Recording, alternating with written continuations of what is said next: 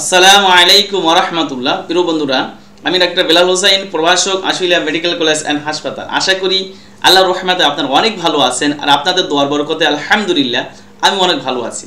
আজকের বিষয়টা হলো, যাদের স্বপ্ন দোষ হওয়ার পরও স্বপ্ন দোষ হয়, বা স্বপ্ন দোষ হওয়ার পরও ঘুমতে উঠলে আবার বীর্য আউট হতে থাকে, অথবা সহবাস করার পরও যাদের বীর্য আউট হতে থাকে, এই কারণে ধ্বজভঙ্গ, সহবাস করতে গেলে যাদের লিঙ্গ ফিরে আসে, সহবাস করতে গেলে যাদের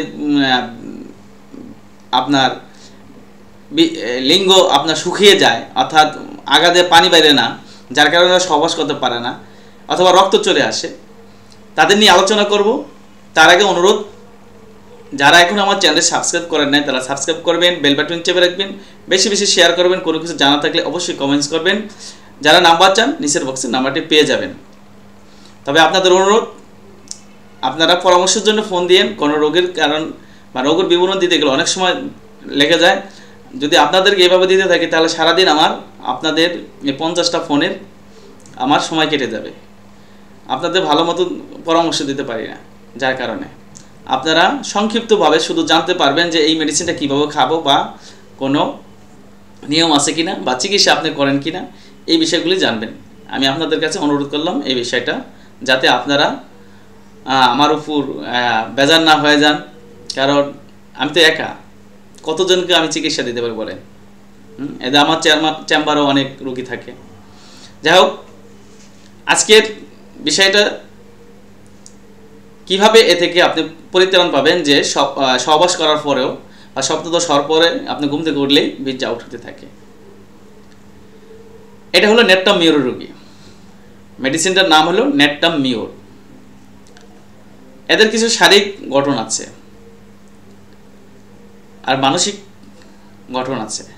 প্রথমে আমি শারীরিক তাদের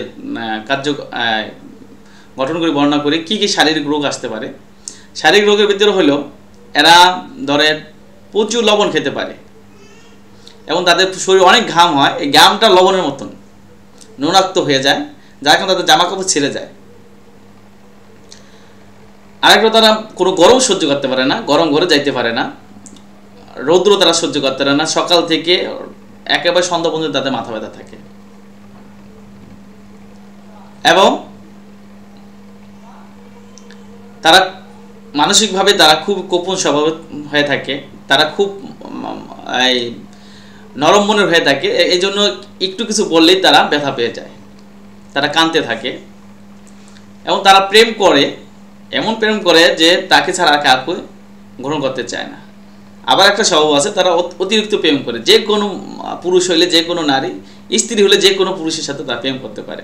আবার আরেকটা বিপরীত লক্ষণ আছে, যে এই সমস্ত রোগীরা স্বধর্মীকে পছন্দ করে বেশি, অর্থাৎ নারীকে পছন্দ করে। এই কারণে নারী কী করে, প্যান্ট শার্ট পরে, সে পুরুষ ভাব ধরতে চায় এবং পুরুষ নারী ভাব ধরতে চায়। স্বজাতির সাথে তারা সহগামিতা করতে পছন্দ করে।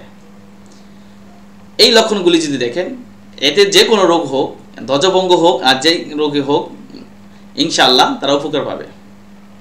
তারা যদি প্রেম করে, তাহলে এই প্রেমের ব্যর্থতার কারণে তাদের রোগ হয়ে যেতে পারে। এই প্রেমিকাকে নিয়ে ভাবতে ভাবতে প্রেম দাস হয়ে যেতে পারে। এই প্রেম দাস যারা, তারা অবশ্যই আপনার নেট্টাম মিওর রোগী।